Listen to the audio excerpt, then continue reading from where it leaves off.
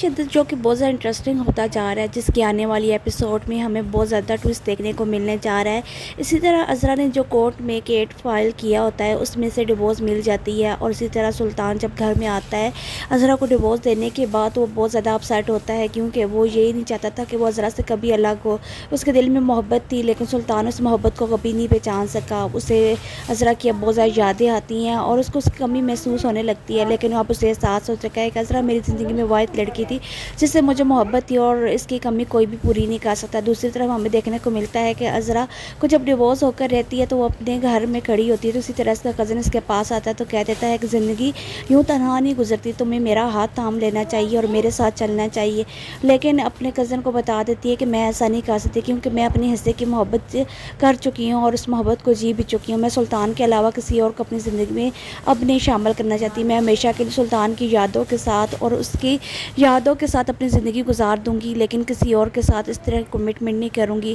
میں سلطان سے سچی محبت کی لیکن اس انسان نے میری محبت کی قدر نہ کی، یہ اس کا اپنا فالٹ ہے۔ دوسری طرف ہمیں دیکھنے کو ملتا ہے کہ سلطان کا باپ جب مرتا ہے تو اپنی جتنی بھی پراپرٹی، اپنا بزنس جو بھی وہ کر رہا ہوتا ہے وہ سلطان کے نام کر دیتا ہے۔ دوسری طرف سلطان کا سارا بزنس تباہ ہو چکا ہوتا ہے، اس کی ریپوٹیشن خراب ہو چکی ہوتی ہے، لیکن وہ اپنے باپ کے اس احسانات کو کبھی نہیں اتار سکتا۔ وہ یہ سوچتا ہے کہ آج تک میں نے جتنے ریوارڈ لیے اور آج تک جتنا بزنس بنایا تھا اپنے بل بوتے کے اوپر، جس سے میں ہر وقت جتاتا تھا اپنے باپ کے سامنے، وہ ختم ہو چکا، لیکن آج میرے کام میرے باپ کا بزنس آ رہا ہے۔ مجھے اس طرح اپنے باپ کو نہیں ٹھکرانا چاہیے۔ اسے اس بات کا بھی افسوس ہے کہ میرا باپ صرف فوت ہو چکا ہے اور میں ان کے ساتھ ایک غلط رویے کے ساتھ چلتا رہا، ہمیشہ انسلٹ کرتا رہا کہ آپ نے زندگی میں کچھ نہیں کیا، آج جو کچھ بھی ہے میرے پاس صرف میرے باپ کا دیا ہوا ہے۔ اسی طرح ہمیں دیکھنے کو ملتا ہے کہ اب سلطان یہی چاہتا ہے کہ کسی طریقے سے وہ عذرا سے ملے اور عذرا سے معافی مانگے تاکہ زندگی میں سے سکون ملے۔ اس کے پاس سکون جیسی دولت